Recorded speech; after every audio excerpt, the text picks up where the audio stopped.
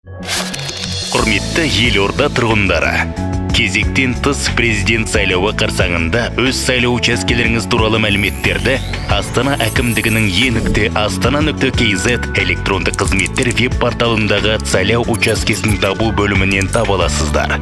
Ол үшін тұлғаның жеке сәйкестендіру нөмірін енгізу қажет.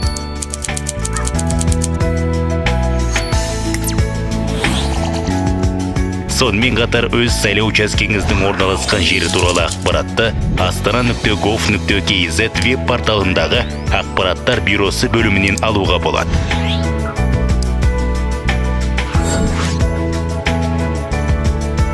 Сайлау учаскелері туралы қаладағы адамдар көп баратын қоғамдық орындарда орнатылған ақпараттық дүңгіршектерден де біле аласыздар. Олардың мекен-жайлары e.astana.kz және astana.gov.kz сайттарында жазылған.